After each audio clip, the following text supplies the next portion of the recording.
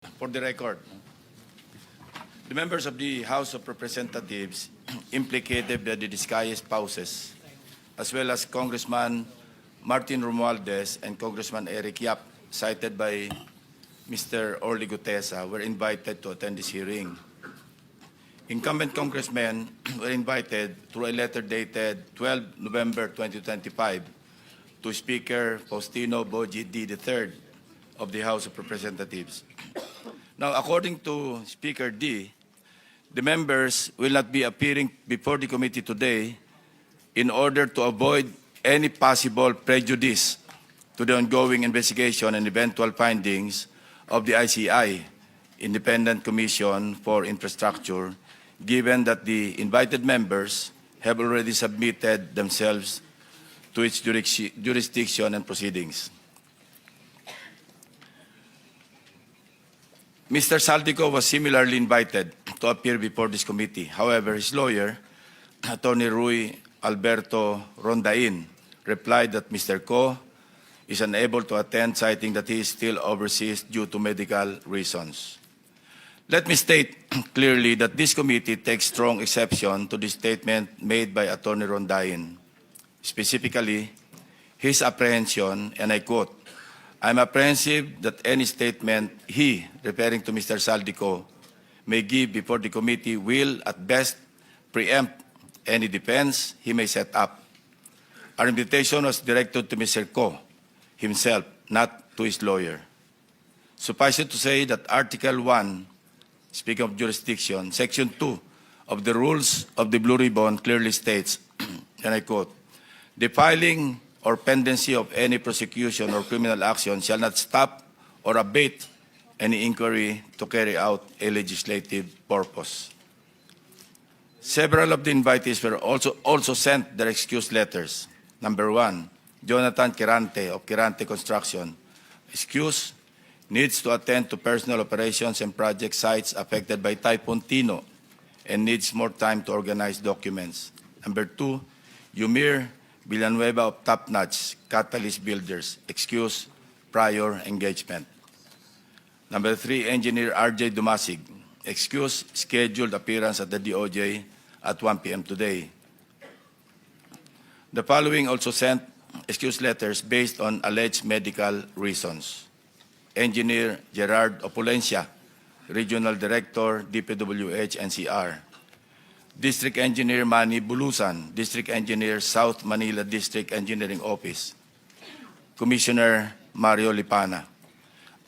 The committee also sought the assistance of the Bureau of Immigration to obtain available information on the following individuals: Mark Bakiran Bunagan, Alan Colesio, John Paul Estrada, Orly Regala Gutesa, and Mark Texay. In the response letter dated 30 November 2025, the Bureau informed the committee that there is no record of departure for Mr. Bunagan, Mr. Gutesa, and Mr. Texay. Meanwhile, Mr. Colesio is confirmed to be in the country, having returned from a brief trip abroad from October 18 to October 24, 2025. In the case of Mr. John Paul Estrada, the reported aide of Mr. Saldico, the BI reported that he left the country on September 2, 2025, bound for Hong Kong, and has not returned to the Philippines to date. We're now coordinating with the Philippine Center for Transnational Crime, PCTC, to coordinate with Interpol to track the movement or movements of Mr. John Paul Estrada, as well as other personalities who are now abroad, whose attendance will be needed by this committee. Lastly, this representation received a copy of an order dated October 24, 2025, penned by Carolina or Judge Carolina C. Ecasiano Sison, Executive Judge of the Manila Regional Trial Court, in relation to the investigation conducted by her office on the authenticity of the notarization of the Sinumpaang Salaysay executed by Mr. Orly Gutesa, allegedly notarized by Attorney Pechi Rose S. or G. Espera. For the record, the committee notes that the notarial monthly report submitted by Attorney Espera covers notarized documents recorded under Notarial Book Number 3, specifically Book Number 3, Document Number 41 to 173, pages 10 to 36, period September 11 to 30, 2025. It is further noted that these details differ from those appearing in the sinumpang salaysay of Musgari Cutesa, which, on the other hand, indicates the following particulars. Book number 255, page number 51, or document number, 255, page number 51, book number 8, series of 2005. Furthermore, the order issued by Executive Judge Icasiano Sison looked into consideration the report prepared by Mr. Antonio Magbojos, Executive Officer of the Forensic and Scientific Service, Question Document Division of the NBI. After conducting a comparative examination of the specimen signatures, the NBI concluded that the questioned signature and the standard specimen signatures of Attorney Espera were not written by one and the same person. Since it was found that Attorney Espera has not notarized the sinumpang salaysay, her notarial details, including her signature, contained in the said document is falsified. As such, the order declared that there was no sufficient basis to hold Attorney Espera administratively liable in connection with the notarization of the sinumpang salaysay. With that said, let us start. We will recognize again the members of the committee in the order of their arrival. And the first to arrive is, as usual, Senator Erwin Tulfo. Of course, the Senate President, we are joined by the Senate President to arrive second. Then followed by Senator Ontiveros, Senator Pangilinan, Senator Marcoleta, Senator Bam Aquino. So, Senator Tulfo, you have the floor. Thank you, Mr. Chair. I just have a quick statement, Mr. Chair. Distinguished members of the committee. The Professor Wina Guerra of UP Center for Integrated and Development Studies in her policy paper, Flood Control Fiasco, a policy reckoning for accountability in the Philippines, revealed that our flood control failures stem not from lack of funds, but from absence of credible science, data, and accountability, and also, of course, of corruption. One of her recommendations is the revival of Project NOAA and its return to the Department of Science and Technology. Project NOAA once provided real-time hazards, rainfall, forecasts, flood simulation, guided both national agencies and the LGUs. It is for this reason that I urge this committee to recommend the said policy, Mr. Chair. Thank you. Before anything else, we also invited, again, former Undersecretary Roberto Bernardo. He has submitted this supplemental affidavit to the Department of Justice, and we want to hear, for the record, his sinumpang salaysay as submitted, or supplemental affidavit. This is supplemental to the September 25 affidavit that he submitted likewise to the Department of Justice, which he also testified before this committee. So, Undersecretary Bernardo, you're recognized. Good morning, Mr. Chair and the honorable members of the Blue Ribbon Committee. Mr. Chair, may I be allowed to read an opening statement? Go ahead. How many minutes? 3 minutes lang po. Go ahead. Go ahead. Okay. Salamat po. Dear Senator Lacson and honorable members of the Blue Ribbon Committee, again, I am Roberto R. Bernardo, formerly an Undersecretary for Operations of the Department of Public Works and Highways. Today, I am once more before the Honorable Blue Ribbon Committee upon its invitation and consistent with my assurance during my first appearance last September 25, 2025 to fully cooperate in its ongoing investigation. I am here not only out of respect for the invitation of the Honorable Committee, more importantly, I am compelled to come clean because of my fear of God Almighty and my ardent desire for my countrymen to give me a chance to atone for what I have done and failed to do, for which I offer no excuse or justification. Nung ako'y nabanggit sa mga irregularidad na ito, Ang una kong naisip ay manahimik tungkol sa nalalaman ko.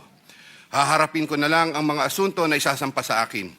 Ako ay aasa na lamang sa pamamagitan ng aking pananahimik ay makakakuha ako ng proteksyon mula sa makapangyarihan sa politika at maimpluwensyang mga personalidad na silang may pakana o kaya nagbigay daan sa mga irregularidad na ito.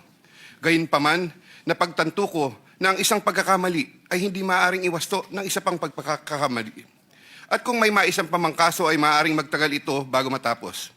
Sa aking pagkakaalam sa mga nakarang scam, tulad ng ilang kaso ng PDAF, mahigit isang dekada na ang nakalipas, hanggang ngayon ay dinidinig pa.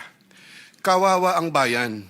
Hindi ko matiyak kung ang mga pangunahing may sala sa mga irregularidad na ito ay mapapatawan ng kaukulang parusa sa lalong madaling panahon. Gayunpaman, umaasa ako na sa pamamagitan ng kasulukuyang mga pagdinig ay makakabuo ang ating mga mambabatas ng kaukulang batas na hindi lamang tutugon sa epekto ng mga maanumalyang gawain ito, kundi na rin makakapigil sa pag-ulit nito. The magnitude of the irregularities and how this have gravely affected and will affect our nation and its citizens cannot be overemphasized. I am committed to disclose everything that I know regarding these anomalies, particularly the complicated and ingenious ways by which these were carried out and perpetrated all these years. This, despite the serious threats to my personal safety and that of my family and loved ones. Mula sa aking paninilbihan bilang isang mababang laborer hanggang ako'y naging isang undersecretary, napag-alaman ko na ang profesional na kakayahan at integridad ay maaaring hindi sapat upang matiyak ang tagumpay sa profesional na karera ng isang tao. Nakapaloob sa isang tiwaling sistema kung saan ang isang tao ay pinangakuan ng biyaya o kaya'y pinipilit na lumahok sa mga irregularidad. Ang takot sa maaaring masamang mangyari bunga ng hindi pagsunod o pagnanais na rin sa personal na pakinabang o kaya'y kombinasyon ng dalawang ito ay sumisira sa moral na direksyon ng isang tao. Lalo na kung ang mga dapat na may pangunahing kakayanan na humadlang sa masamang gawain ay siya ring may pakana nito at nagbibigay daan dito. Naniniwala ako na hindi lamang ako ang nakaranas sa sitwasyong ito. Nakikiusap ako sa mga nasa ganitong kalalagayan na magtiwala sa kinauukulan at lumantad na at makipagtulungan sa kasalukuyang investigasyon. In connection with my application for coverage as a state witness under Republic Act No. 6981, I have earlier submitted to the Department of Justice a second supplemental affidavit, further clarifying my previous disclosures on the government flood control and other infrastructure projects subject of the present proceedings. Once again, with the assurance of the Honorable Committee that my rights and benefits under RA 6981 shall be respected, I will be submitting the second supplemental affidavit to the Honorable Committee with the prior authority of the Department of Justice through the Honorable Frederick A. Vida, Acting DOJ Secretary, as set out in an authority to disclose, which I am likewise submitting to the Honorable Committee. Thank you po. Proceed with your statement.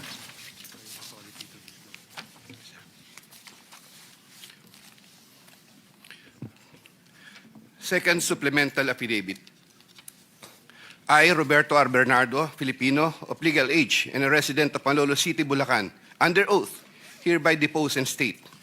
I am submitting this second supplemental affidavit consisted with my desire to set forth my knowledge about the irregularities in government flood control and other infrastructure projects, as well as to obtain peace of mind and preserve the truth. Among other factors, the contents of this second supplemental affidavit had to be violated by me by making reference to an assortment of personal notes and records, deep thinking, as well as confirming with persons certain details regarding the time, place, manner, and circumstances under which the events narrated hereunder occurred.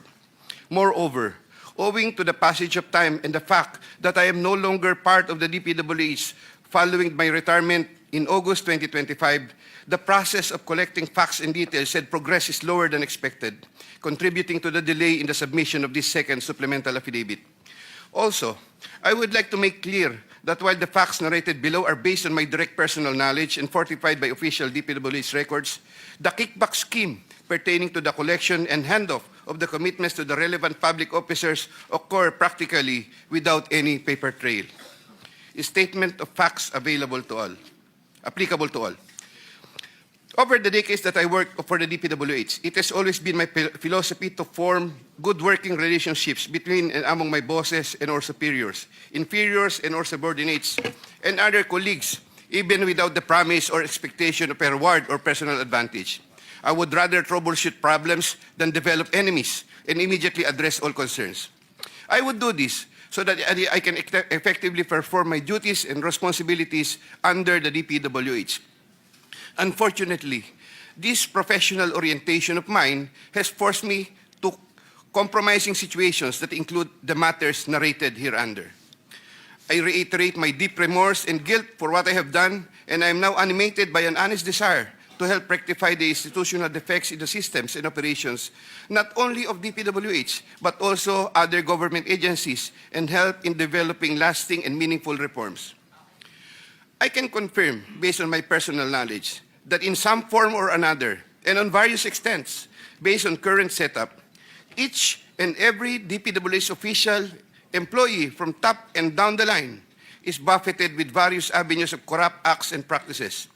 This would include high-ranking members of the department, such as secretary, undersecretaries, assistant secretaries, regional directors, district engineers, bids and awards committee members, engineers, inspectors, and all the way down to laborers. This is also true for several top officials of other departments and or agencies, such as but not limited to the Department of Finance, Department of Environment and Natural Resources, Department of Health, Department of Education, Department of Agriculture, Department of Agrarian Reform, Department of Transportation, Philippine Charity Sweepstakes, Philippine Coconut Authority, etc. Moreover, I can confirm, based on my personal knowledge, that in some form or another, and on various extents, most proponents have their own designated contractors who will take on the projects for the former's benefit and advantage. Sometimes, other proponents would request me to suggest contractors for them who are known to me or referred to me by friends and other personalities. There are situations that national and local elected politicians would request me to source projects for them. If given more time and opportunity to review the records and confirm supporting facts, I may be able to particularize the details of these transactions and dealings. Senator Ramon Bong Revilla Jr. I have a close and friendly relationship with Senator Ramon Bong Revilla, and we go all the way back since the time of Amay Bisaya and Mayor Viseo, who first introduced me to the former legislator while I was still a district engineer in Laguna sometime in 2005 or 2006. We frequently meet in important social gatherings. Senator Revilla later on became a godparent of two of my daughters, while I became a godparent to one of his children. When Senator Revilla was incarcerated, I visited him several times at the PNP Custodial Center at Camp Crame. Because of our close relationship, Senator Revilla had asked me for assistance on several matters which I can no longer exactly recall at the moment because this happened a long time ago, and I presently don't have records to help me reconstruct the events. Sometime in the third quarter of 2024, Senator Revilla and I met where he asked me for a list of projects for funding, ostensibly to help him in his national campaign. When Senator Revilla asked me about the percentage of the commitment, I suggested either 20 or 25, to which Senator Revilla said 25%. Soon thereafter, also in the third quarter of 2024, I asked then District Engineer Henry Alcantara to prepare a list of projects, which he subsequently gave to me. The said projects are enumerated in a list here to attach as Annex A. Moreover, still in the third quarter of 2024, I also asked then District Engineer, but later Regional Director for NCR, Engineer Gerard Opalencia, to prepare a list of projects, which he subsequently gave to me. The said projects are enumerated in a list here to attach as Annex B. I had the list of projects totaling 1.5 billion submitted by Engineer Henry and Engineer Gerard, consolidated in one sheet of paper, and gave the same to Senator Revilla in the third quarter of 2024. With respect to the projects under the NEP and HGAB, I followed this up with Secretary Manny Bonoan upon request of Senator Revilla, who would also follow this up with Usec Cathy Cabral. The White House compound is the ancestral home of the Revillas with the large Blue Gate entrance at the time. Sometime in the last quarter of 2024, Engineer Alcantara collected the 25% commitment of about 125 million and informed me that the same was ready for turnover through Engineer Gerard Opalencia. Engineer Gerard Opalencia told me that the 25% commitment was already loaded in my vehicle. After receipt of the 25% commitment, which were packed in 6 cardboard boxes, each containing at least 20 million, and 1 paper bag containing 5 million. I called up Senator Revilla to inform him the same is ready to be turned over to him. Sometime December 2024, probably the Monday after my receipt of the commitment, my driver and I went to the residence of Senator Revilla. Upon reaching the area, I tried calling Senator Revilla, but he was not answering my call, so I waited. After waiting for approximately 1 hour at a nearby gasoline station, we were finally allowed inside the compound by the guard. Once inside, we parked the vehicle, and shortly upon alighting, I saw Senator Revilla at the terrace. I walked over to Senator Revilla for a casual talk. While the boxes were being unloaded, Senator Revilla and I talked for about 20 to 25 minutes. I asked him, "Sen, bakit hindi ka nangangampanya?" Senator Bong replied, "Okay naman pare, maganda results ng survey. Relax muna." The personnel of Senator Revilla helped in unloading the boxes. After the delivery of the commitment, I headed back to Manila. Sometime late January or February 2025, in relation to a list of projects submitted by Engineer Gerard Opolencia, Senator Revilla called me to follow up on the status of the commitment. About a week later, sometime February 2025, I informed Senator Revilla that the same was ready for turnover. Before the start of the campaign period for national elective positions, I directed one of my aides to deliver commitment amounting to 250 million to the residence of Senator Revilla at the White House compound, Aguinaldo Highway, Bacoor, Cavite. Senator Nancy Binay. Carlin Yap Villa is the aide of Senator Nancy Binay, who transacted with me regarding the latter's projects and commitment. If I recall correctly, I first met Carlin in the year 2018 during the budget season at the Senate. Eventually, sometime 2019, Usec Trigib Olivar, whom I knew very well, endorsed Carlin to me. From then on, Carlin would contact me directly to follow up the status of different matters.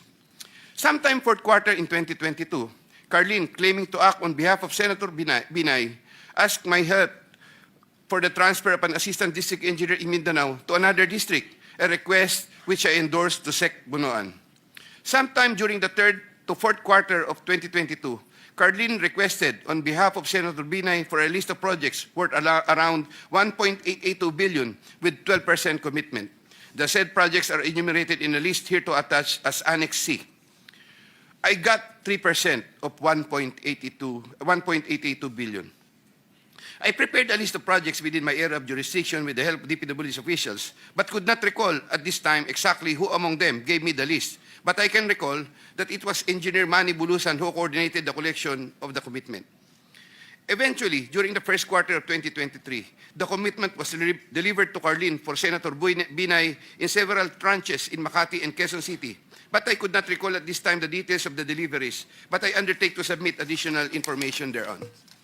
Sometime last quarter of 2023, Carlin again asked for Senator Binay a list of projects for inclusion and funding under the 2024 GAA, which I provided with the help of Engineer Gerard Opolencia and Engineer Henry Alcantara.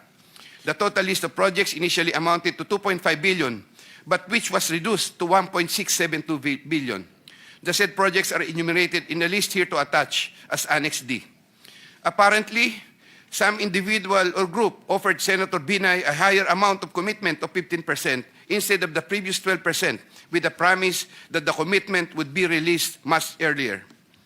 Usec Trigib learned about the plan to transact with this individual or group, and I was informed by Usec Trigib that he confronted Carlin and said to her, "Bakit nyo binabawasan ng kay Robert? Siya din naman ang nilalapitan ng mga yan pagka nagkakaproblema."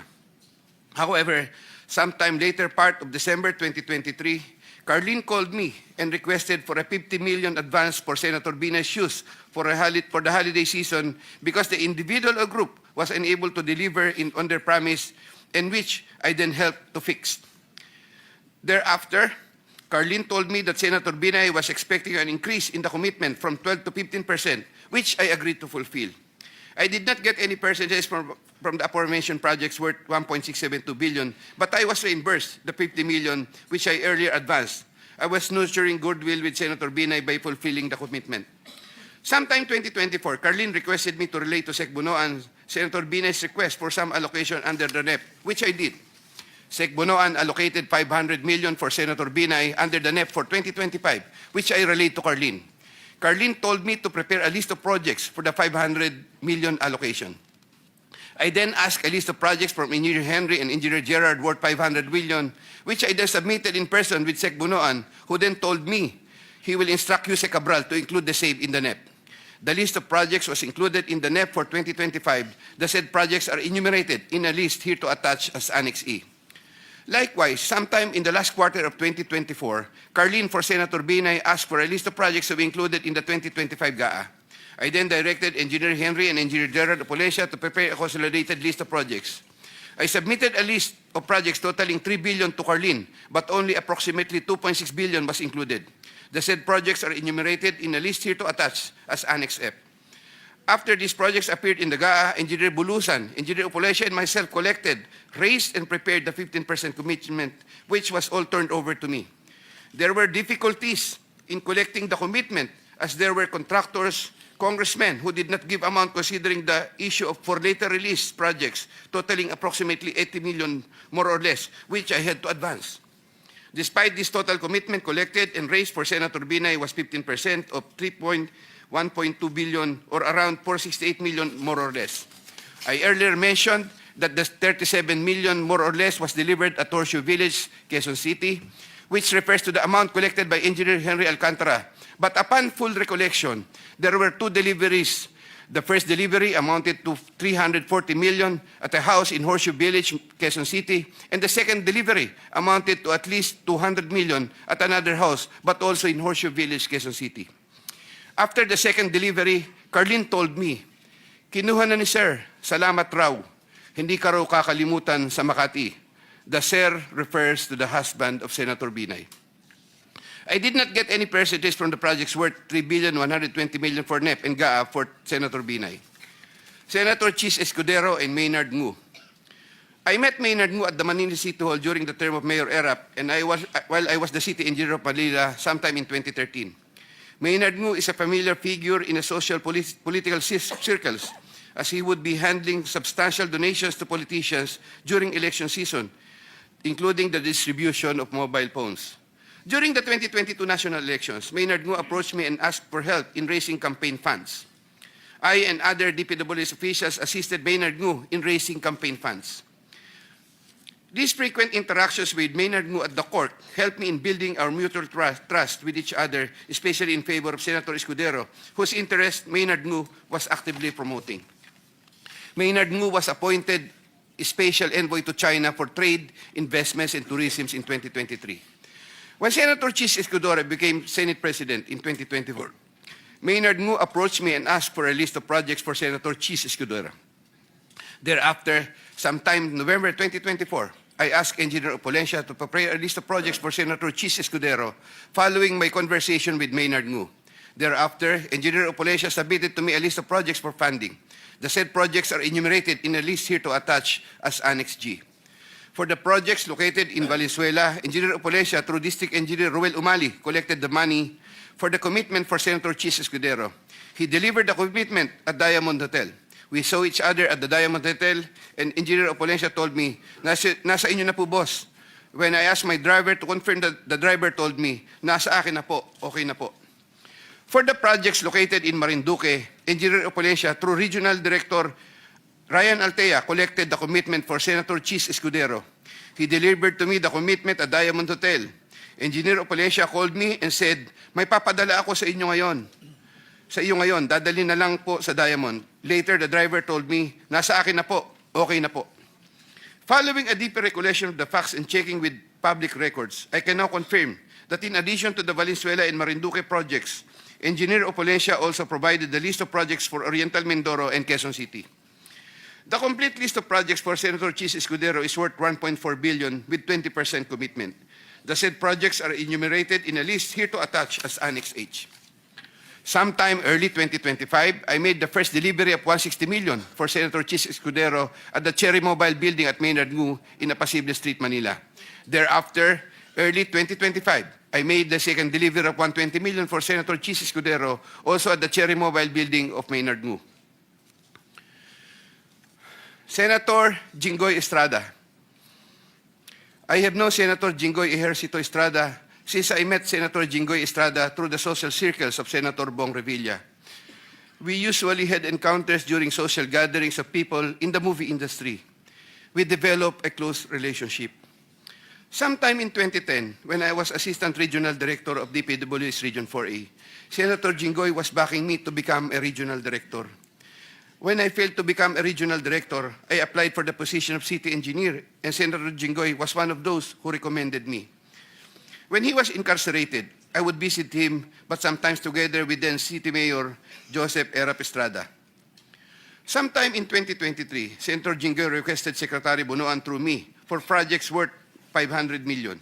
Secretary Bunoan agreed to give 450 million for the DPWH NCR building, which Usec Cabral included in the NEP for 2024, with an 18% commitment for Senator Jinggoy. Senator Jinggoy called me sometime in the third quarter of 2024 and asked me to request the amount of 1 billion from Sec Bunoan. Senator Jinggoy said, "Tulungan mo na lang ako dyan kasi marami pa akong tutulungan sa eleksyon." I replied, "Okay na ba ang 25% Sen?" Sen Jinggoy responded, "Okay na ang 25%. I relayed to Sec Bunoan the request of Sen Jinggoy. The former then asked me to prepare a list of projects for the latter. In turn, I asked Engineer Gerard Opalencia for a list of projects. When Engineer Opalencia gave me the list, I gave it to Secretary Bunoan, who told me that he will give the same to Usec Cabral and that the latter will take care of it. At the moment, I cannot locate the list or a copy thereof. Later on, I saw that some of these projects totaling 500 million and included in the list I gave to Sec Bunoan were listed in the NEP for that year. These projects, as appearing in the NEP, are enumerated in a list here to attach as Annex I hereof. Thereafter, Senator Jinggoy called me and asked me what happened to the difference of 500 million. I relayed this to Sec Bunoan. The latter replied that he will prioritize the matter as soon as there is available funding. Subsequently, I found out that the projects totaling 200 million were included in the SGAB for 2025. These projects, as appearing in the SGAB, are listed Annex J hereof.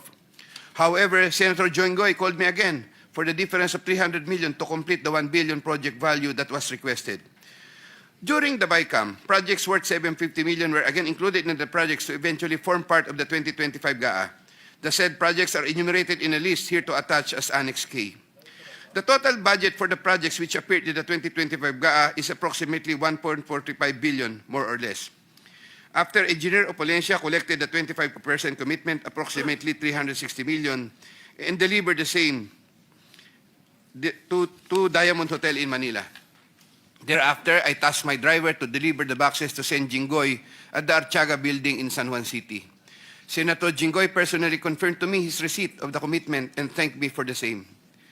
During the 2024 budget hearing for 2025 GAA, Engineer Alcantara informed me that Senator Jinggoy gave him funding amounting to 355 million for Bulacan First DEO and 500 million from other districts in Bulacan and requested that he, Engineer Alcantara, prepare lists of projects. The said projects are enumerated in a list here to attach as annexes L and L-1 respectively.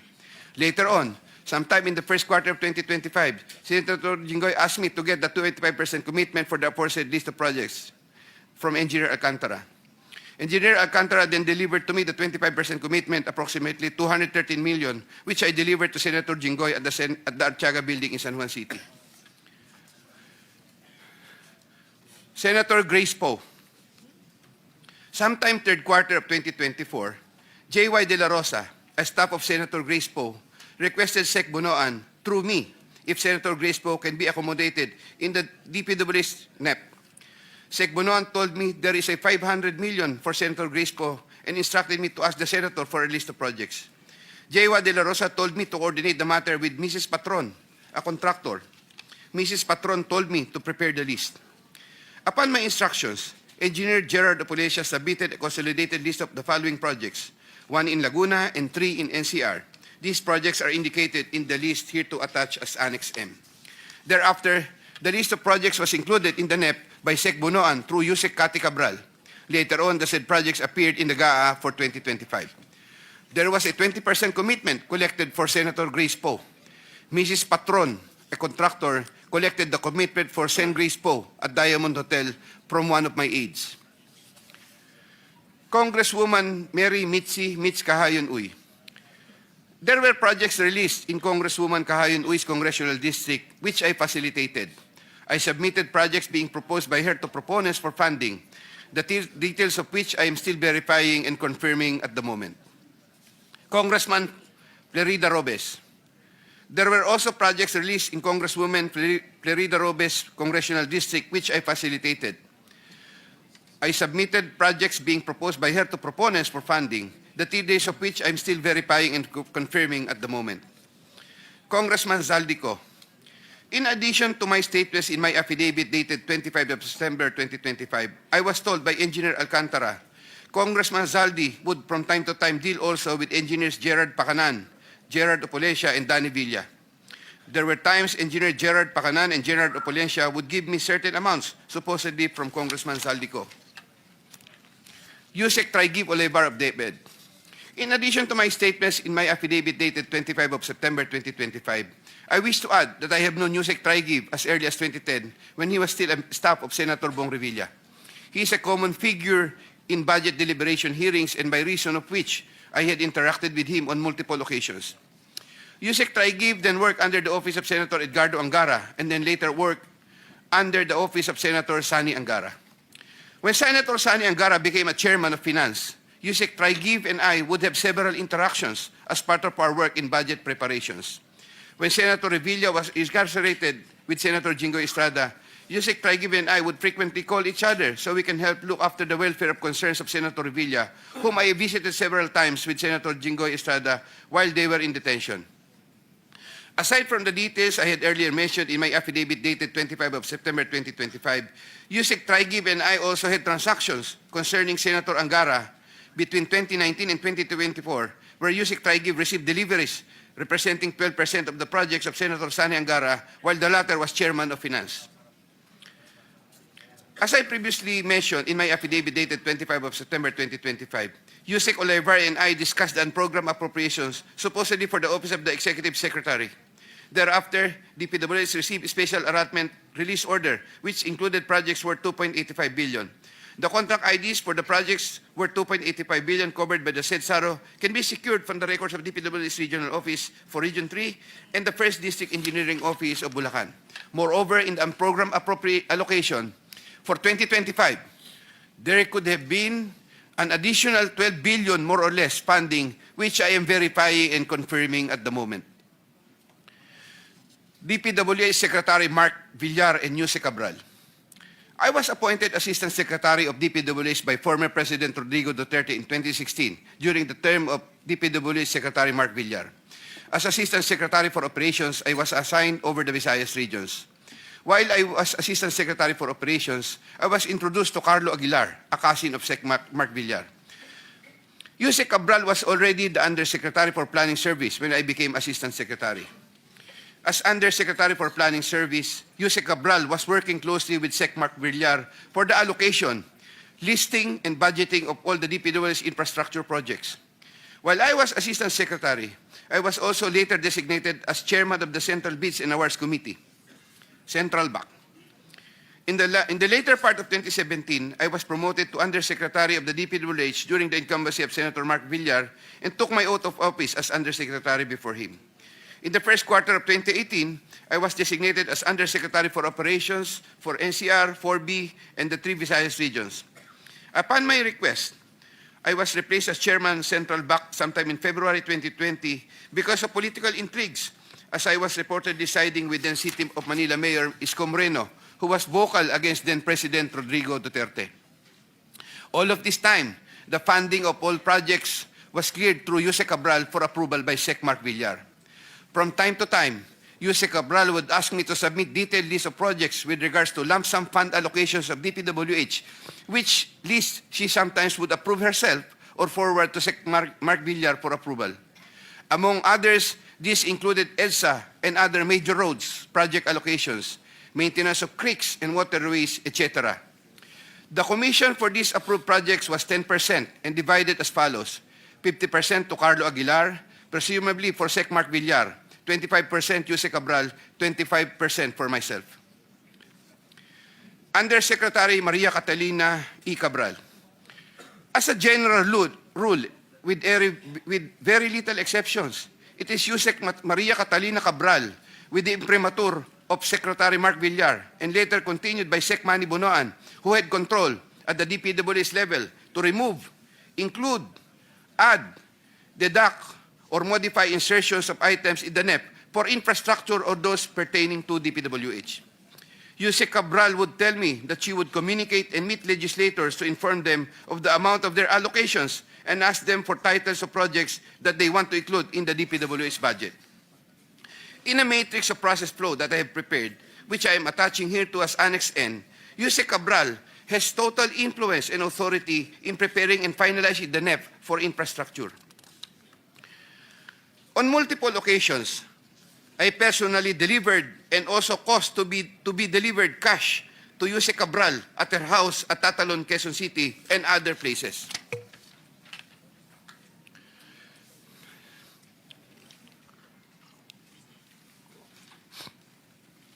DPWH Secretary Manuel Bonoan.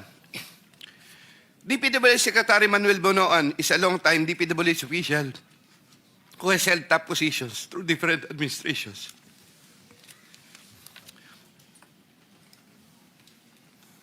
I look up to Sec Bonoan and consider him as a mentor. I treasure his guidance and friendship over the years. Prior to Sec Bonoan's assumption as Secretary of DPWH, I was the Undersecretary for Operations and Planning for NCR Visayas, having assumed the said position in 2018. Unlike during the time of Sec Mark Villar, when I was not given much task, even removed as back chairman, and had very limited operational functions during the COVID pandemic period, Sec Bonoan entrusted me with more operational functions and let me work more closely with Usec Cabral. Sometime in 2022, Sec Bonoan directed me to submit a list of projects for possible inclusion in the NEP for fiscal year 2023 worth around 450 million. Without question and delay, I asked Bulacan First DEO for a list of projects for funding. Thereafter, Engineer Alcantara submitted to me a list of projects for funding under the NEP. Those projects are indicated in the list here to attach as Annex O. In compliance with this order, I forwarded the list to Sec Bonoan. He told me that Undersecretary for Planning Maria Catalina Cati Cabral shall facilitate and ensure the inclusion of these projects in the NEP. Engineer Alcantara gave the 10% of the value of the projects. Similarly, in 2023, Sec Bonoan directed me to submit a list of projects for possible inclusion in the NEP for fiscal year 2024 worth around 150 million. Again, without question and delay, I asked Bulacan First DEO for a list of projects for funding. Thereafter, Engineer Alcantara submitted to me a list of projects for funding under the NEP. Those projects are indicated in the list here to attach as Annex P. In compliance with this order, I forwarded the list to Sec Bonoan. In compliance with this order, I forwarded the list to Sec Bonoan. Sec Bonoan said that Usec Cabral shall again facilitate and ensure the inclusion of these projects in the NEP. Engineer Alcantara gave 15% of the value of the projects. Also in the year 2024, Sec Bonoan also directed me to submit a list of projects for possible inclusion in the NEP for fiscal year 2025 for the amount of 900 million.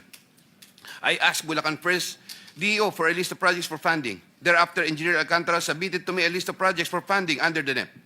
Those projects are indicated in the list here to attach as Annex Q.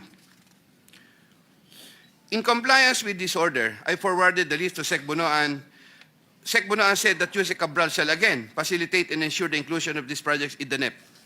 Engineer Alcantara gave 20% of the value of the projects. With respect to the commitments collected by Engineer Alcantara narrated above, Secretary Bonoan and I received a percentage. In many instances, during budget deliberations, I was tasked by Sec Bonoan to talk to legislators over their funding and other concerns, and to forward these concerns to Usec Cabral for action and resolution. Sec Bonoan and Usec Cabral. Every year, including years 2023, 2024, and 2025, Usec Cati Cabral apportions the budget ceiling for the DPWH allocable NEP among the districts according to the endorsed programs, activities, and projects, PAPs. Although she would make it appear that 100% allocable NEP had been apportioned, Usec Cati Cabral would reserve a substantial percentage of that allocable NEP for her and Sec Bonoan's preferred projects. Sec Manny Bonoan would from time to time ask me to take charge of part of his own reserve allocations. The value of the projects that I handled for Sec Bunoan was at least 5 billion per annum for the years 2023, 2024, and 2025, with an average of 15% commitment. Of this 15% average commitment, Sec Bunoan, 75% usually would give, of this 15% average commitment, Sec Bunoan 75% usually would give me 25% of the commitment, with the rest of the commitment shared between him and Usec Cathy Cabral. Usec Cathy Cabral herself took charge of her own reserve allocations. Once again, I humbly reserve the right to submit another supplementary affidavit if warranted in the premises.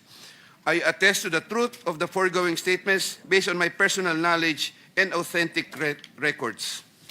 Mr. Chair, thank you. Thank you. The Vice Chairman, Senator Erwin Tulfo, you may reclaim your time. Thank you, Mr. Chair. Okay. Aside from the tables attached as annexes, may iba ka pa bang ebidensya na magpapatunay po sa inyong sinumpaang salaysay? Mr. Chair, I would of course, I may submit additional documents po pagka po na retrieve from the records. Meron po. All right. Mr. Chair, babalikan ko po si Engineer Bernardo. Ang tanong ko lamang po at tanong ng mga kababayan natin, napapansin po kasi nila na isa-isa ng mga opisyal, dating opisyal sa DPWH, maging ang ilang mambabatas, ay tumatakbo po sa ibang bansa. How do we stop this flight, Mr. Chair? Kasi baka darating po ang araw, wala na po tayong maimbestigahan, wala na po mapapanagot dahil lahat po sila ay nasa ibayong dagat na. Paano po yun, Mr. Chair? Do we have any plans? Do we have any actions para... I know, Mr. Chair, hindi natin pwedeng pigilan po yan dahil yan po ay karapatan naman nila. Pero dahil may investigasyon po nangyayari, ito po yung accountability, Mr. Chair. You may address your question to the DOJ representative. I think the Prosecutor General, Richard Padulyon, is here. Kindly Thank you, respond. Mr. Chair. Yes. Good morning, Mr. Chair. I believe that while we want all of these personalities who are involved or mentioned in the investigations to just stay in the country during the course of the investigations, we cannot at this time, Mr. Chair, prevent them from traveling because what we can only issue as far as the Department of Justice is a lookout bulletin. A lookout bulletin operates only to check on the records of the passenger who would want to leave, but it would not prevent them from being able to leave the country. There is no legal impediment for them to leave because it would be violative of their constitutional right. However, if I may be bold enough to suggest, Mr. Chair, in answer to the question of the good senator, yes, there are investigations which are being undertaken at this time, and while I understand that cancellation of passports can only be done if, for example, there are cases which are already filed, and this can only be done through the courts. I believe that representations can probably be made by the investigating bodies with the executive branch, that would be the Department of Foreign Affairs, to possibly hold or possibly cancel passports of those who are undertaking or undergoing investigations, Mr. Chair. Linawin ko lang, Mr. Chair, parang pwede lang yatang kanselahin ang mga passports sa mga ito kapag sila po'y nakasuhan na. Pero what I'm talking about, yung hindi pa po nakakasuhan. Kasi it is not enough yung lookout bulletin. Wala naman hong saysay yun eh. Kahit na nandoon siya sa lookout bulletin, pwede niya sabihin, wala pa naman ho akong kaso. The only way to stop that person is kung may hold departure order, which we know kung may kaso na. So, ano hong pwede bukod dyan na sinasabi sa lookout bulletin?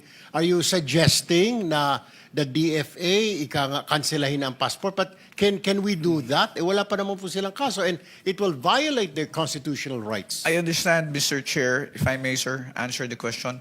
I agree with you totally that there is no basis to cancel the passports up until the time that there are cases which are filed as against them and there are representations or there's an order issued by the court allowing for the cancellation.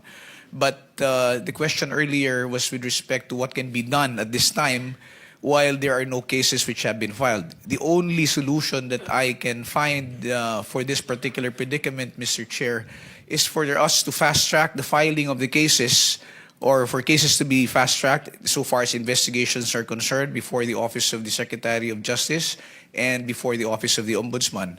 And then, and only then, once these cases are filed in court and warrants are issued, can we move for the cancellation of the passports. In the meantime, the suggestion that I made earlier was just a suggestion, Mr. Chair, if only to address the concern of what can be done in the meantime while there are no cases yet which are filed in court. Kailan po kayo magpa-file ng mga kaso? Kailan po natin makikita na ang DOJ ay magsasampa na po ng kaso? Cases are already being investigated right now, Mr. Chair. There are 5 cases for flood control projects, ghost projects, which are undergoing preliminary investigation at the moment. There are several cases also which are undergoing evaluation by the Department of Justice. I believe there are also cases which are also pending before the Office of the Ombudsman, Mr. Chair.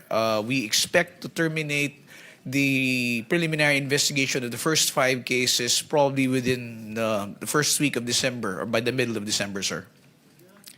To know kung ito po mga cases that will be filed by the DOJ ay mga officials lang po ito ng DPWH, former officials and contractors. Meron po bang kasamang mga politiko na rito? As of this time, Mr. Chair, as far as the first 5 cases which are undergoing investigation, it involves only officials of the DPWH, particularly those in District 1 in Bulacan, sir. All right. My next question is, Mr. Chair, alam kong sinusundan nyo rin po.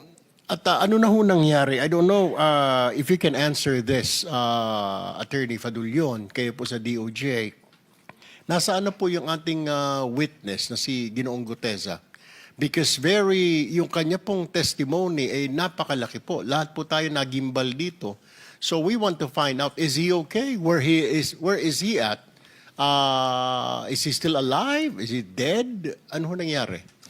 Mr. Chair, Department of Justice would not be in any position to ascertain the whereabouts of Mr. Gutesa. As far as we know, he did testify here in the Senate Blue Ribbon Committee, but the Department of Justice never had any interaction with him after that particular testimony. There was no representation made as to his interest in being covered by the program or being granted any protection.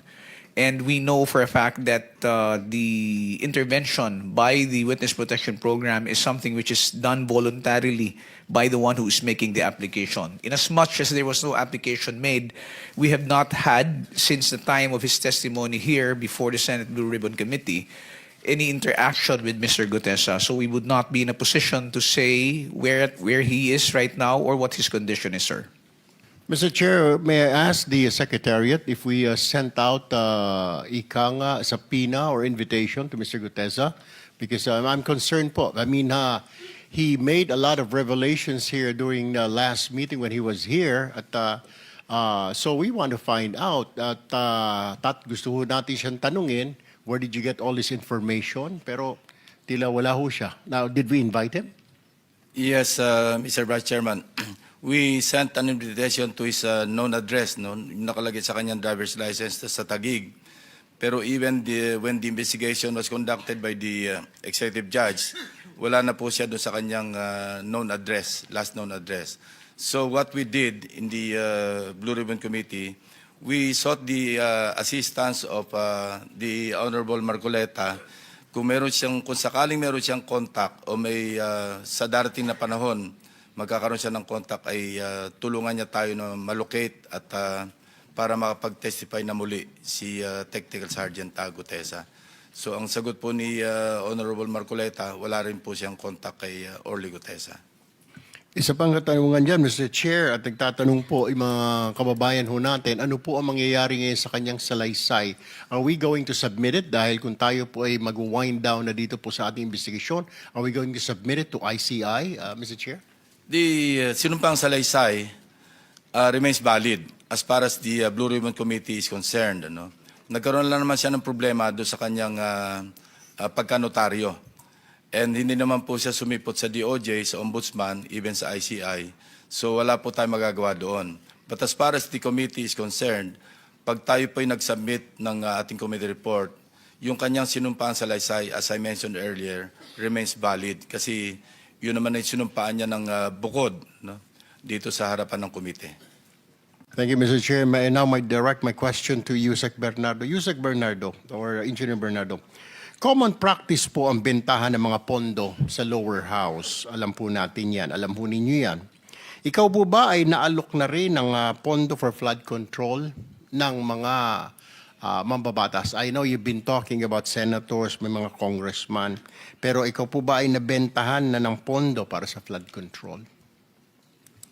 Mr. Chair, as far as I can recall, I cannot remember any time na bentahan po ako niyan sapagkat I think the legislators in the lower house have their own way of dealing with projects, especially to the district engineers and contractors. So, sa district engineer po ang nagkakaroon ng transaction between the lawmaker at saka yung district engineer. Tama po ba ang pagkaintindi ko? Yes po, Mr. Chair. As far as I know po, puro ganun po. All right. Walk us through, Engineer Bernardo.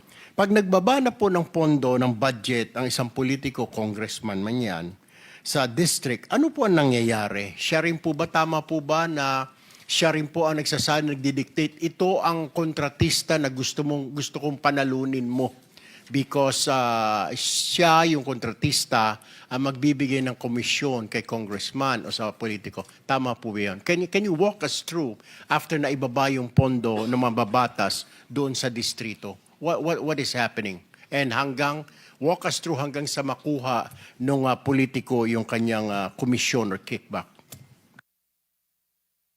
Mr. Chair, I'm very sorry to be off the rec ano po sa ganyang mga proseso sapagkat ang nagkakausap lang po talaga dyan ay ang mga congressmen or legislators sa lower house saka po district engineer o yung mga contractor. Hindi po ako doon sa kanilang sistema doon kung paano. Ba't naririnig ko pong ganun talaga? Yun po. Alright, panghuling na katalungan na lang po sa inyo, Usec Bernardo, bago po ako lumipat dito kay Engineer Alcantara. Nabanggit niyo po ang Office of the Executive Secretary na kasama din po dito sa flood control. Ewan ko bakit to sila may flood control. Ang tanong ko po, sino sa Office of the Executive Secretary ang kausap po ninyo? Can you name names? Mr. Chair, as I've earlier na sinabi ko po, ay si Trigy Olivar po ang kausap ko. Siya lang po nagsabi sa akin nun. Pero hindi po siya sa Office of the Executive Secretary, Engineer Bernardo. Siya po, the last na chinek ko po ay nasa Department of Education po siya. Wala po siya sa Office of the Executive Secretary. Bakit po ninyo nabanggit na siya, yun ay para, yung kanyang hinihingi ay para sa Executive Secretary, Engineer Bernardo? Mr. Chair, yun lamang po ang sinabi niya sa akin. Wala po akong... Senator Tulfo, bukod kay Usec Olivar, pag sinabing Office of the Executive Secretary, wala ka nakakausap na naka-assign mismo doon sa Office ng Executive Secretary? Wala? Wala po, Mr. Chair. Thank you. Okay, let me direct my question now to Engineer Alcantara. Engineer Alcantara, okay, pagbaba po ng pondo ng politiko sa inyo, ano po nangyayari? Tama po ba? Walk us through with this. Pagbaba ng pondo, sasabihin ng politiko, gusto ko sa contractor na ito ang mapanalunin mo. Tama po ba yun? Yes, Your Honor. Okay. Ano ho nangyayari? Nagkaroon ho ng bidding, etc. May bidding-biddingan pa kunwari. 3, 4 na maglalaban-laban para kunwari. Pero mananalo at mananalo yung contractor ng politiko. Tama po ba yun? Yes, Your Honor. Alright. Ano ho na mangyayari after that? Kailan na po i-execute yung proyekto? Kailan na ang bigaya na komisyon? Kasi may mga balita po ako, nag-a-advance pa ang ilang politiko.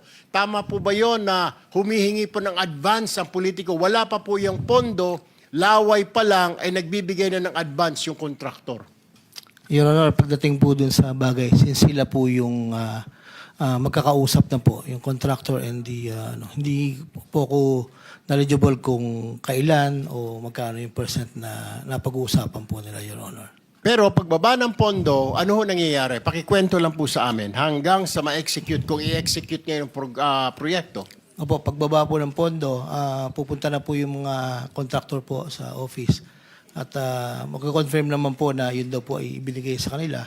So makipag-usap naman po sila doon sa coordinator for the procedure of the bidding. And then ibibid po, i-implement, doon po nangyayari. Pero yung bigayan po nung obligasyon, since sa amin po ang nagpapamigay po talaga, hindi naman po kami. Pagka-congressional allocation po, Your Honor. Tinatawagan mo ba yung politiko pag sinabi niyang ito yung contractor ko, DE Alcantara o Engineer Alcantara, ito ang panalunin mo? How would you know na yun talaga ang contractor ni congressman o ni senador? Sino? Nagbibigay lang po ng listahan po do sa binibigay ko lang po sa chief of staff ko. Ito yung designated na gusto nila. Ilan po yun. Okay. Tama rin po ba na para kunwari mayroon ka talagang bidding, masunod lang, para hindi masilip ng COA, kailangan may sumali na 3 at 4 pa na contractor. Pero knowing in advance, kailangan manalo na yung contractor ng politiko na yon. Yes, Sir Honor. Yung mga contractor po na designated, they're the one who will talk to the coordinator po ng mga contractors po, Your Honor. So, yung bidding po na nagaganap ay bidding-biddingan na lang kung tawagin. Most probably, Your Honor. All right. Okay. Another question po sa kay... With the permission of Senator Go ahead. Kiko, and just on that point, Senator Kiko, Senator sa Gomez. page 18 kasi nung affidavit ni Ginoong Bernardo, nakalagay dito, number 141. In compliance with his order, I forwarded the list to Sec Bonoan. He told me that Undersecretary for Planning shall facilitate and ensure the inclusion of these projects in the NEP. So sinama pa lamang sa NEP, tapos 142, Engineer Alcantara gave 10% of the value of the project. Ibig sabihin, wala pa yung proyekto sa baba. Nasa NEP pa lang, may 10% na. Normally, ganun po, Your Honor, after the listing of the NEP, Saan galing yung pera? sa mga contractor po na gustong mag-take ng risk po. Yan ang ibig kong sabihin kanina, di ba? May advance na. Kaya yung sinasabi mo na wala kang alam, hindi mo alam, sila nag-uusap, doon pa lang, tama si Senator Pangilinan, may advance na. Sama dito sa statement na binigay na affidavit ni Engineer Bernardo, may advance. Your Honor, i-differentiate ko lang po if you may. Yung pong binabanggit po ni Senator Pangilinan, yun po yung mga special fund po, hindi po yun yung allocable ng congressman, Your Honor. Doon po sa allocable ng congressman, wala pong ganon. Yun lang pong mga special funds na coming from whether, hindi ko po alam kung whether kay Secretary or kay Usec Cabral or sa House man po, kung saan po. Dalawa po kasi yan, sir, isang allocable po. Yun po yung fixed allocable na naka-allocate po sa district representative. Yun po yung sinasabi ko, sir, na wala pong advance, wala po kaming knowledge. So, yung mga special release po, yung special request po sa department na bumababa rin po sa NEP, that is not part of the allocable of the district representative. Yun po yung merong ganun po, Your Honor. All right, quickly na lang, okay, before I move to Usec Bisnar ng DPWH. 3 beses ka nabanggit dito sa affidavit ni Engineer Bernardo. Sa line 19, line 21, line 24. Tama po ba ito?